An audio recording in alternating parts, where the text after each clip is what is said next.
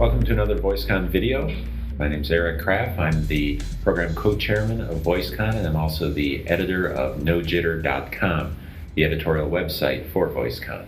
I'm here again with my program co-chairman and general manager, Fred Knight, who is the publisher of NoJitter.com and general manager of VoiceCon. Welcome again, Fred. Thanks, Eric. And we're getting very close now to heading over to Amsterdam for the first ever European event, VoiceCon Amsterdam. And we've got some news and some exciting things that are going to be happening over there. I can't wait. We are putting VoiceCon Amsterdam on at, I think, just the right time. So many things are changing in the world of enterprise communications. Even if you think of the traditional way of doing business as the period of time since IP telephony began, the options for IP telephony and unified communications have expanded so much. The entry of Cisco, of course, 7-8 years ago changed the market, and now the market is being changed again as software-based architectures take over, or at least begin to take over.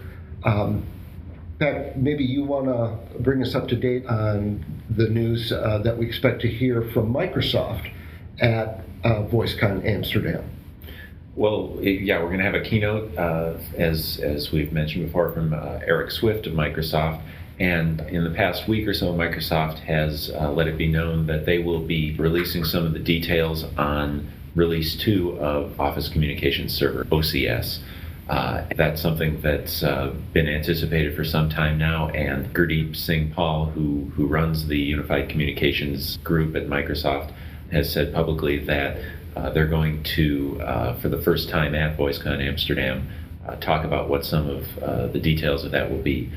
There hasn't been a lot of detail. Gurdeep didn't provide a lot of detail. There's been some information coming out of some internal Microsoft blogs suggesting that at least one aspect of Release 2 is going to be that it's going to support 64-bit operating systems. And the significance of that, according to Microsoft, would be that it may help with scaling large deployments as well as helping with smaller deployments. The idea being that they would be able to support more capabilities on a single server or on each individual server. Brent Kelly, who's going to be giving the Microsoft IBM tutorial at Amsterdam, has the line he's used that I've always liked is that in the initial deployments it takes a village of servers to run OCS and a lot of these systems actually. But so partly the hope with doing the 64-bit operating systems would be that maybe it would be a smaller village at least that you deploy.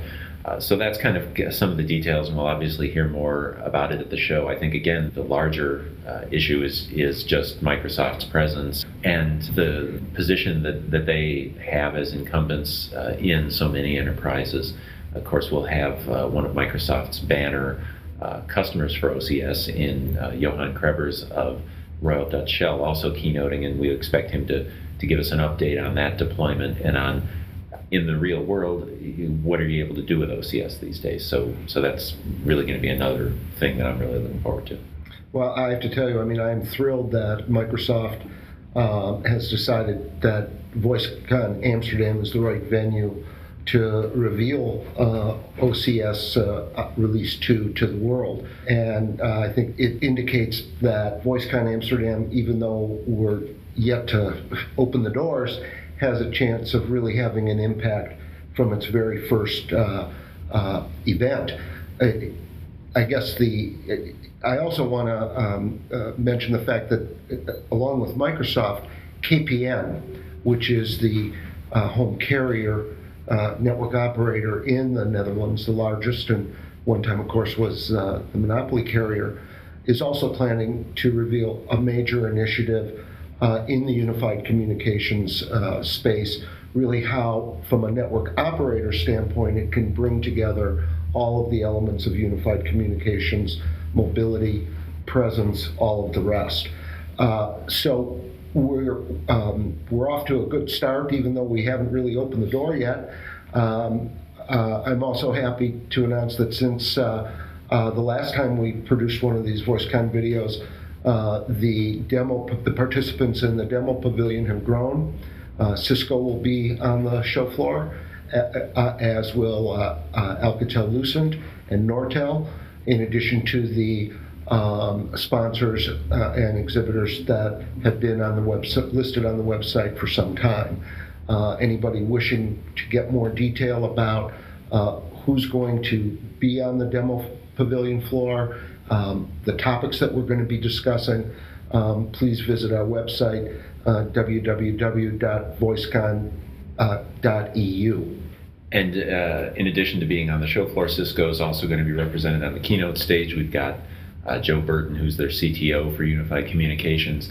And of course, this week, we're talking about this on Thursday, September 25th. And just yesterday, Cisco made a major announcement in the Unified Communications space that really, I mean, it kind of ties into what you were just talking about with KPN, where Cisco's announcement had to do with their WebEx Connect offering. WebEx being as most people know, the conferencing service provider that Cisco bought going back a couple of years now, and everybody was very intrigued by that and trying to figure out what Cisco's plan was, and they seem to have gone a long way towards explaining what their plan is, and that's to offer unified communications and communications-enabled business processes as services, and being able to do mashups and applications that combine elements that would reside in the WebEx Connect network with elements that may reside on the enterprise premises in systems that the enterprise owns.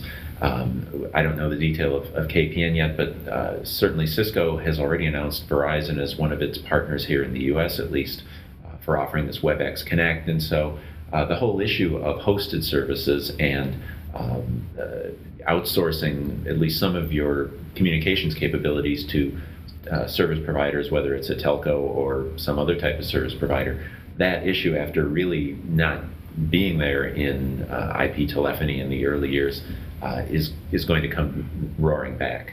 It's a fundamentally new world, and I think that we've tried to capture what is a rapidly moving set of pieces and assemble as many of them in one place as possible, as we're doing in VoiceCon Amsterdam.